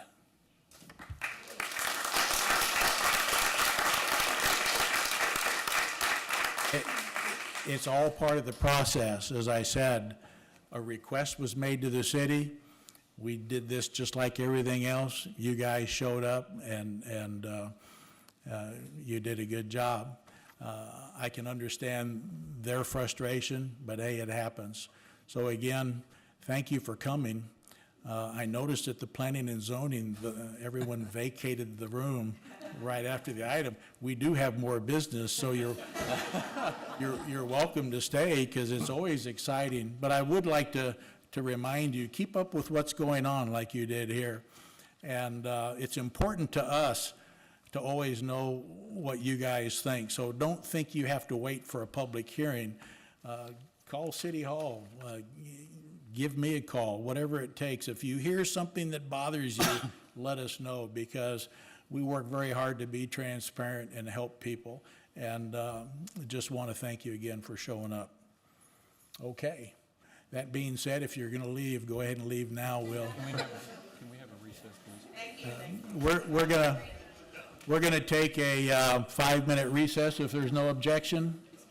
Let's make it 10. Let's make it 10. Thank you so much. You bet, you bet. It's 8:33, we'll be back here, let's call it 8:45. Okay, we're back in session from recess. It's 8:46. Bert needed another minute in the bathroom. Prostate. I wasn't gonna go any further than that. You prostrated yourself to the mayor? We're being recorded. Oh, was it on? Yes. That's part of the fun of live TV. Yeah. But we Selena. feel more normal now with this number of chairs vacant, so I tried to get them to stay. Okay, item number 14, discussion of an action on a request by Bandera Road Cafe for a specific city council approved use permit for a restaurant with a drive-through facility at Helotes Point Retail Center. That being said, we would ask for a motion and a second to take action on this item. Mr. Mayor, I move that we take, discuss and take action on item 14. We have a motion from Fredericks. Do we have a second? I'll second. Meadows, second it. So with a motion from Fredericks and a second from Meadows, Paul, it's your motion, so you're up first on discussion. No, I move that we approve this request. He currently does business basically next door, and he's just moving the restaurant, so I am all for allowing him to locate a drive-through there. Okay, Jim? I'm in favor. I have no comments. Okay, Alex? I also am in favor. I think it's actually a better location for the drive-through than the current one, which is actually considerably closer to residential property. I know at Planning and Zoning, there were several questions about how far this, the speaker and all that of the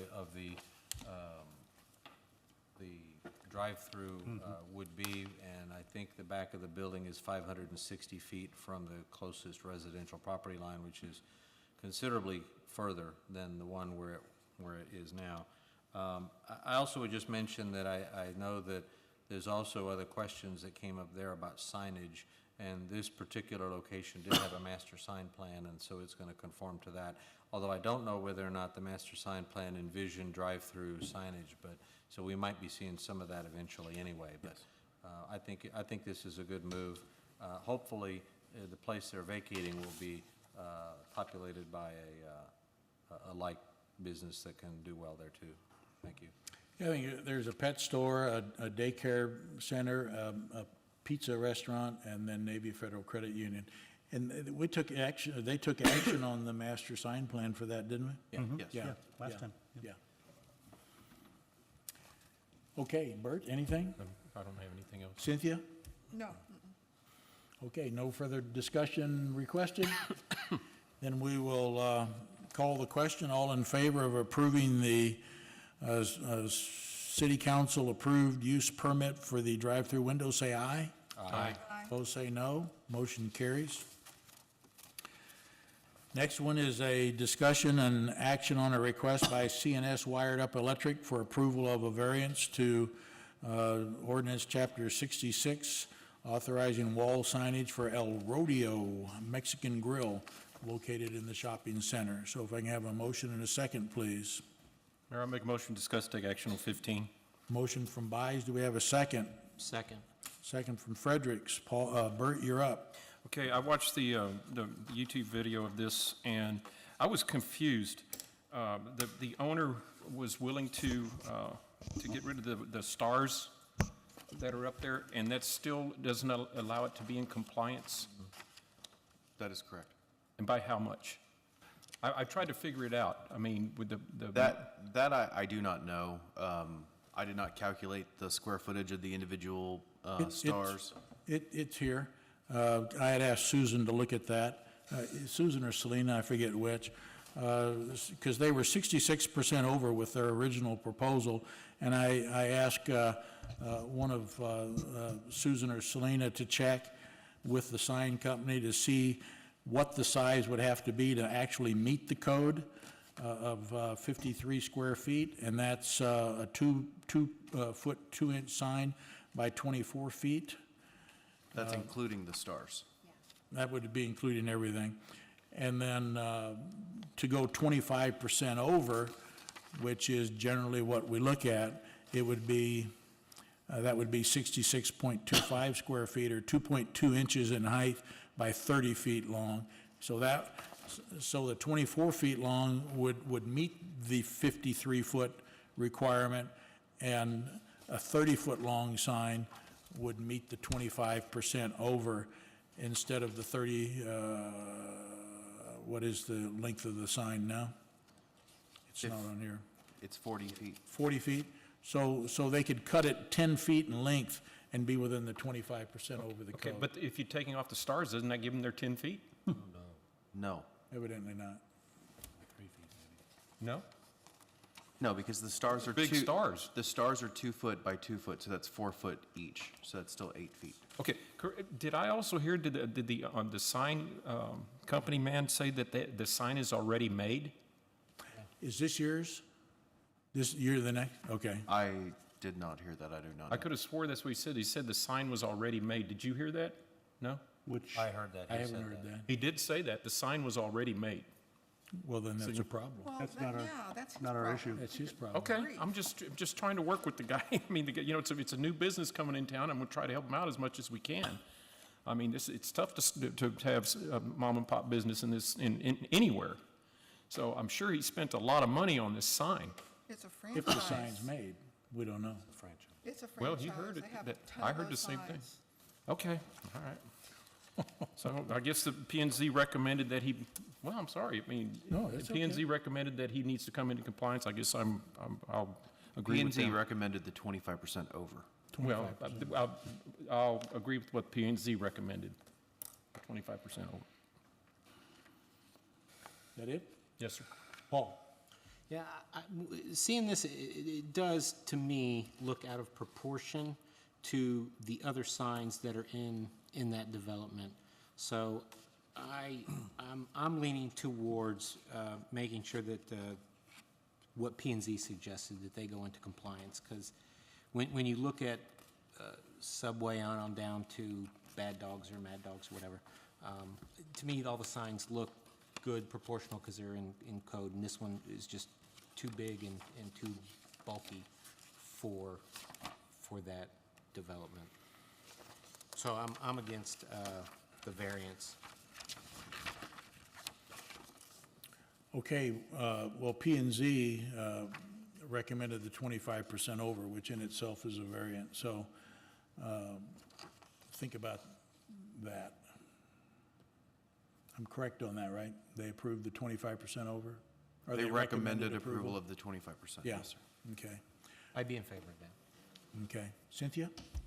I'm in favor of the P and Z proposal, and this is a franchise, so this sign, if they can't use it here, they can use it elsewhere, at another place, if you're so worried that they've already made the sign. Yeah, I am worried. Probably the reason that they already made the sign is because it's a franchise and there's already, Is it a franchise, or is it a, Well, is it I've a local seen- business with multiple locations? oh, maybe so, maybe it's a I think local that's what it business. is probably like El Chaparral had a couple of Yeah. different locations. That's probably what this is. That was my understanding. I have no idea. Yeah.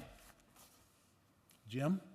yeah, I'm in favor of the, what P and Z approved, Going 25% over? 25% over. Alex? Thank you, Mr. Mayor. I would hope that this representative who was here that night, who was actually with the sign company, would realize that you don't make a sign before you get it permitted. Anybody in that business knows that it has to go to get Yeah. approved.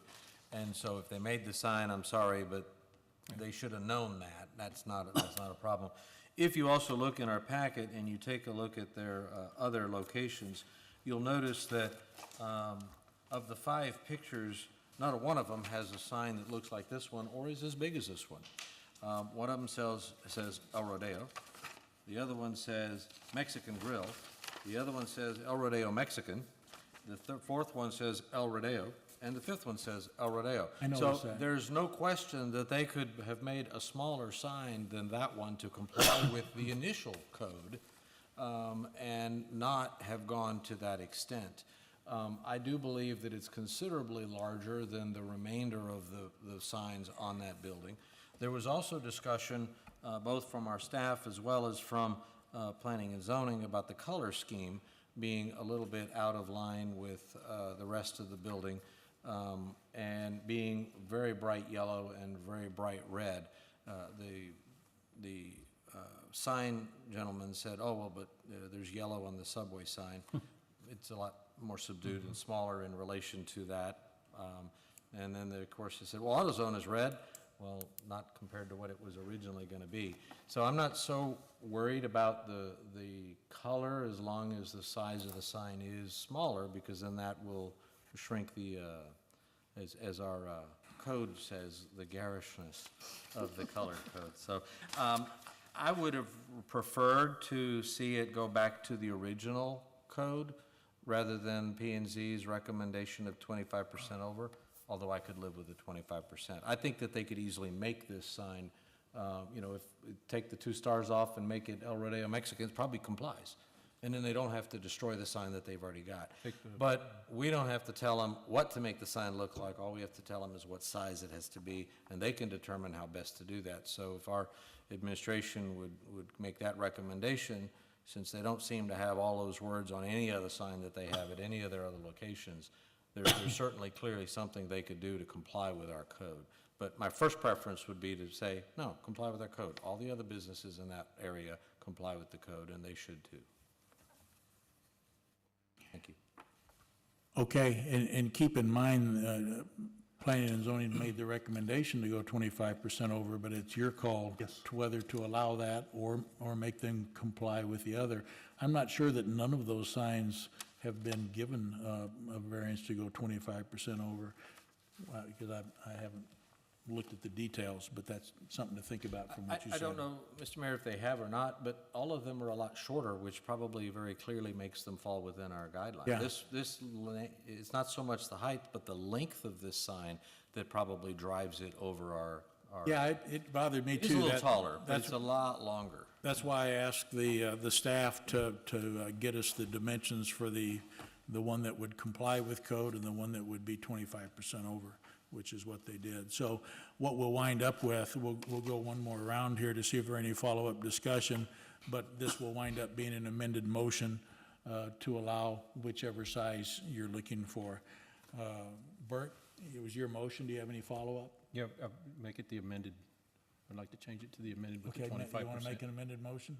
Okay. You don't want to discuss it one more round and then do that? No. Okay, go What- ahead and make it. Amended to what?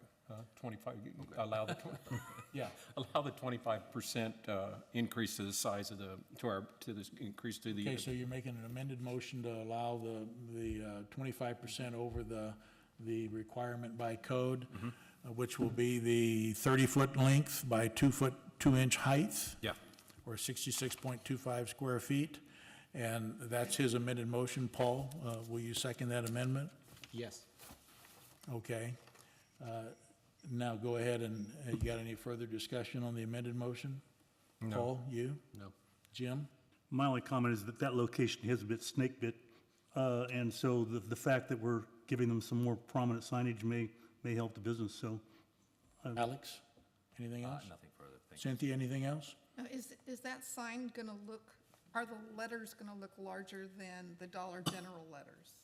Is it going to be that much larger? Because isn't Dollar General next to it? No. No. There are two. It's down They're one or two They're spaces. 2 doors down. They're 2 doors down? Yeah.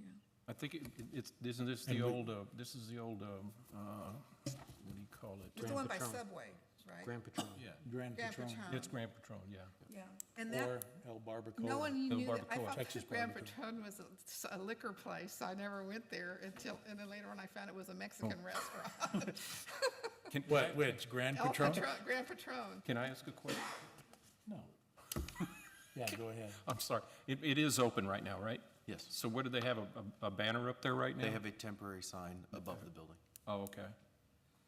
Okay. Okay, so you're okay? I guess so. Okay, so then the amended motion is to give them a variance on the size of their sign, allowing 25% over the required 53 square feet, which would take it to, according to the figures here, 66.25 square feet and a dimension of 2 foot 2 inches in height and 30 feet long, not to exceed that, which would be the recommended 25% over code. Clear? So an aye vote will be to allow that variance. Could we just add that sentence without adding something that it is in compliance with what planning and zoning recommended? Sure. Okay. Yeah. Okay, that'd be fine. So your amendment is to take the recommendation for planning and zoning and allowing 25%. I have one question, I'm Yes. sorry. What? Just for clarification, so are y'all mandating that the 2 foot 2 inches be the height?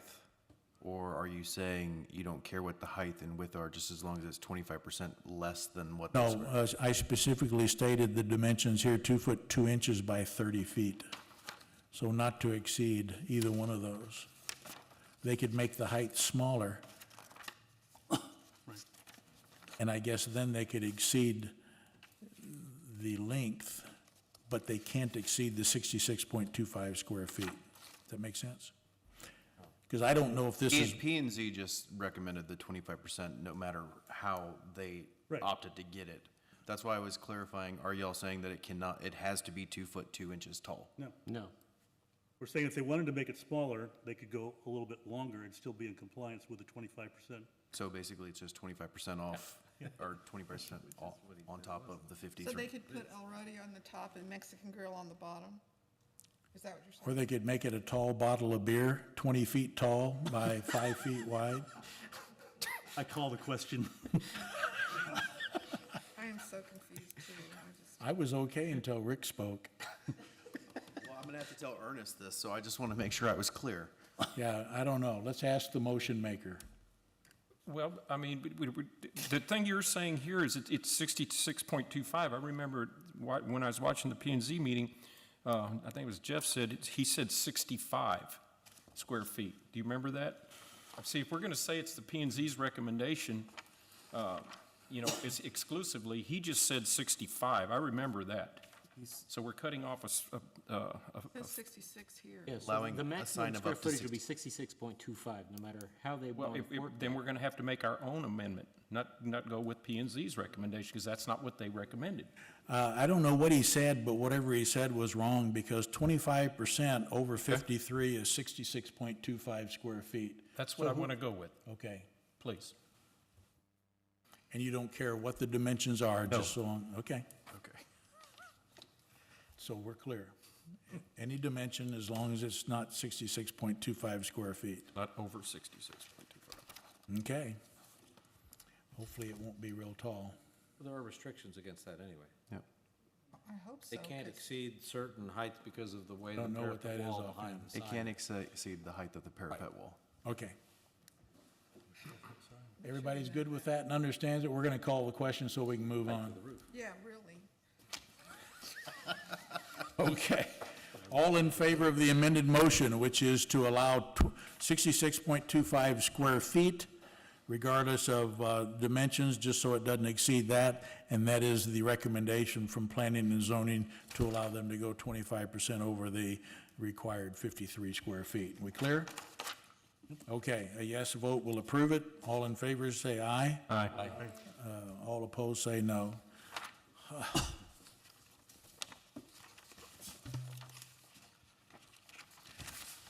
I owe you guys an apology. I should have thought to put you closer to the beginning on the agenda, but at least this way we have somewhat of a crowd. So I don't feel that bad. So anyway, we'll try and move forward here. Number 16, discussion of and action on a request by Robert James for approval of a wall signage for Cheetahlish, direct from the mines store located at 14436 Old Bandera Road. And I remember you now, and he's here. So we'll go ahead and do the discussion and just stand by. If they have any questions, I'll call you up. Don't come up before I call you, and don't come up if Bert invites you. It's me. Would you please come up? Okay. Mr. Mayor. I Can move we that have a dis- motion, please? Mr. Mayor, I move that we discuss and take action on item number 16 as written. I'll second that. Okay, we have a motion from Massey, a second from Blue. Okay, Cynthia, you're up. Well, apparently the sign fully complies with the code, so I mean, it seems a little plain to me, but I'm not gonna complain about it. If this is what they want, it looks okay, and it complies with the code, so I'm gonna go for it. Alex? I concur. Jim?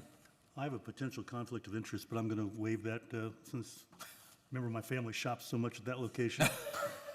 You're an investor? I think if you spend money there, it's not a conflict. Okay, great. Okay? Bert? Nothing, sir. Yeah, that's good, because Cynthia's becoming impatient. Paul? I'm good with it. Okay. No comment. No further discussion, we'll call the question. All in favor of allowing the sign, say aye. Aye. Opposed, say no. Motion carries. Okay, next up, we have discussion of an action on the following appointments for the City of Helotes Economic Development Corporation Board of Directors. And I've invited Patrick and Alan and Matthew to come up tonight, and we appreciate you being here. And I had looked at making this A, B, and C. We can divide the questions and vote on each one, but I'd like to see each one of them come up here and introduce themselves. If you have questions, feel free to ask them, and then we can vote on all three together if that's what you all choose to do. And again, these are to fill the 3 expiring terms of the non-citizen members of the EDC. And I've interviewed them and included the questions that I ask each one of them in your packet. So hopefully you've looked at that. And we'll go with first up, Patrick, come on up and introduce yourself to the council, and we'll go from there. Yeah, hi, Patrick Adam here, 13-year resident in Helotes, Cedar Springs. Ready to answer any questions? That's it? That's it, I'm tired. Okay. After earlier. You too know that Cynthia is becoming impatient. Okay, your resume is here. And I figured you probably looked again, over I appreciate you stepping up and coming in and visiting with me, and we're pleased to have you step up and volunteer. Any questions for Patrick? Anything? Overqualified? I have no questions, Mr. Mayor, but I would like to thank you for volunteering and considering doing good work for the city. Thank you. Great. Anything? No, I agree. Thank you so much for stepping up. Thanks. Thanks, Patrick. Alan, you're up. And Alan just told me he had corporal tunnel surgery not long ago, so that's why he's got I did about a week ago, and I'm just over the pain stage, the initial pain stage. So I'm Alan Holmes. I'm a resident of Helotes now for 5 years. My wife and I moved here after I retired 5 years ago, after 40 years in the construction business in the Houston area. I feel like I've got some talents from that work history that can be beneficial to the city, and I'd just like to serve the city. Any questions? Any questions? I would make my same comment. Thank you for stepping up and Sure, volunteering. thanks. Yes, absolutely. Why'd you move from Houston? So I could move around in my car. So, Paul. Thank you. Houston, Helotes. That's why. Yeah. Okay. Hey. Matt, come on up. Thank you, council, for the invite. I'll, in the interest of expediency, I'll come with the high point. I'm a resident of Helotes. I'm also the former District 8 appointee and chairman of the Small Business Advocacy Committee in San Antonio. So, yeah, I'm looking to volunteer if you'll confirm me. Thank you for the invite. Wait a minute, see if they have any questions. I have a feeling they won't. No questions? Same comment. Oh, thank you, sir. Very good. Thank you, Matt. Thank you for serving us in the U.S., in the Army. Thanks, sir. And I would like to say that they are committed to attending meetings, and they understand, we sent them the work plan and the bylaws and the Articles of Incorporation. They read all of that, and so they're up to speed. And if you all are approved tonight by council, then you would report for duty next Wednesday, the 14th, at the EDC meeting. Okay, any follow-up to that? Okay, you okay with doing all three together? Yes, sir. Yes. Okay, then I would look for a motion and a second to approve the appointments of Patrick, Allen, and Matt to the EDC board with terms that will expire September 30th, 2020. Mr. Mayor, I'd so move. We have a motion from Meadows. We have a second. I'll second. A second from Buys. So no discussion being requested. We'll call the question. All in favor of Could I approving? say something first? Sure. Okay, sorry. I would just like to mention the fact that the outgoing directors, I want to thank the three of them, Joe Lutz, Diane Anderson, and Wayne Stacy. They served the EDC very well, attended most of the meetings, and they were very good directors. And I'd like to thank all three of them for doing what they did.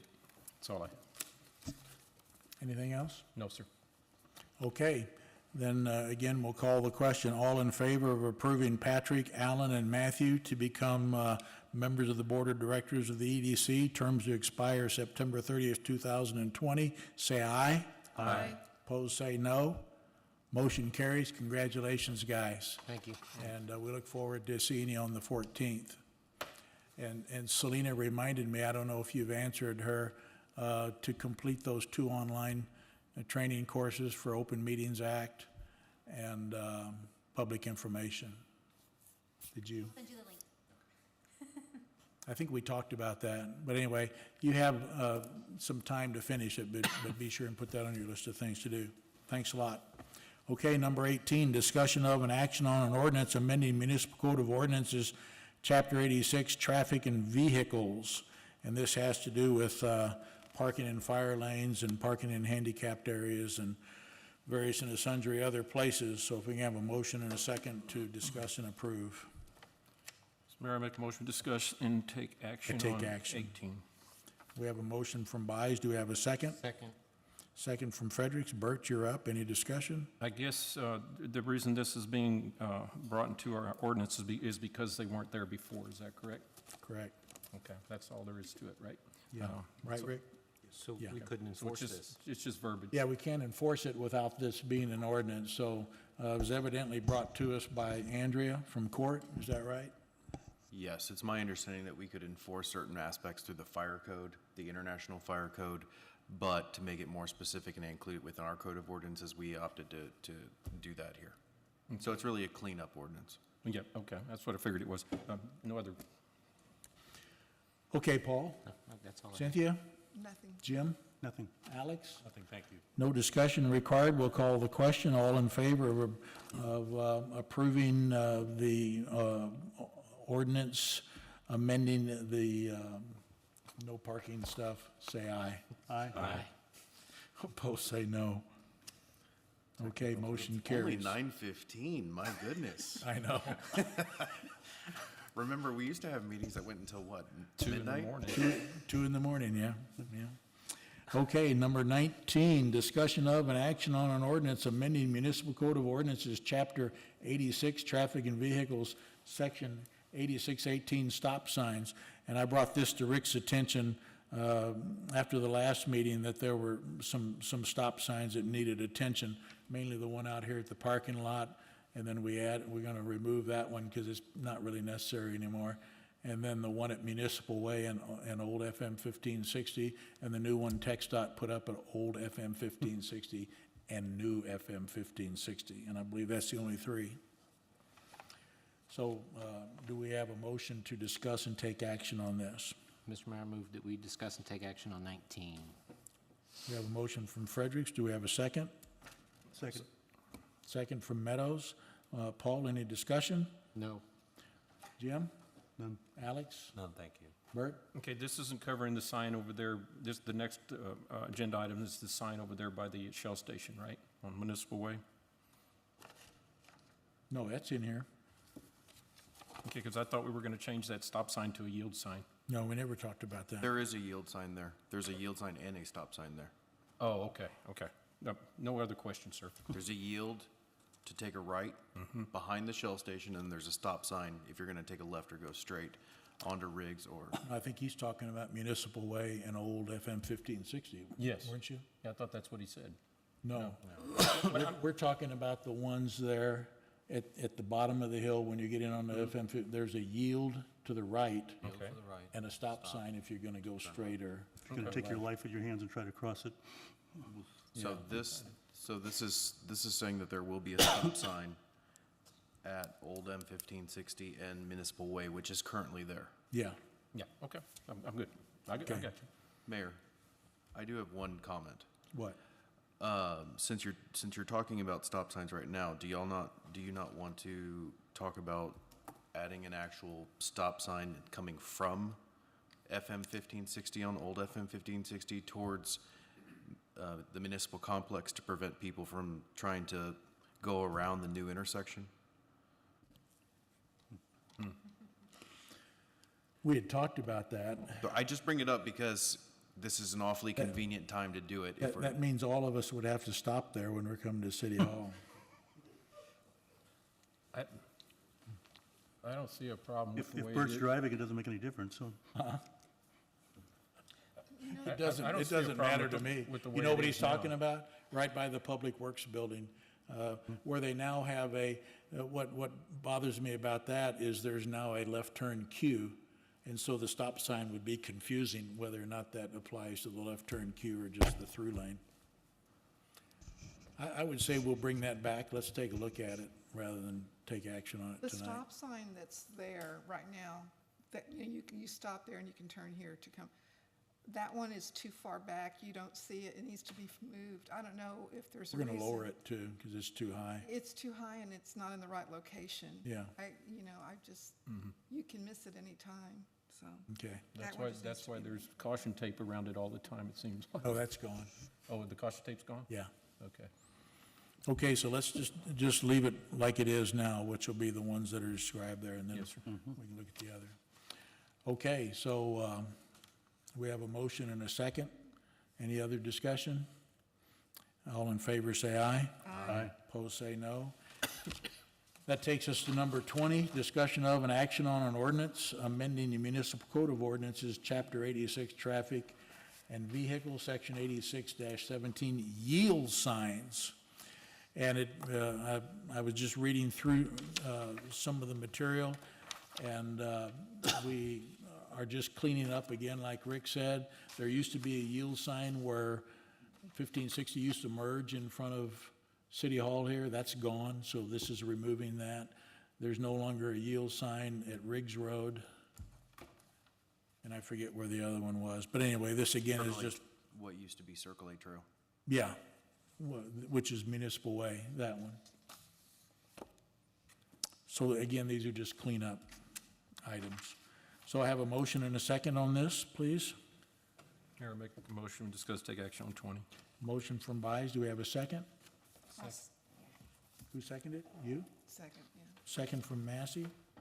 So we have a motion from Byes, a second from Massey. Bert, any comments? No. Cynthia? No. Paul? Nope. Jimmy? Nope. Alex? No, sir. Hey, my tongue's stuck. Okay, May it stick more often. I hope so.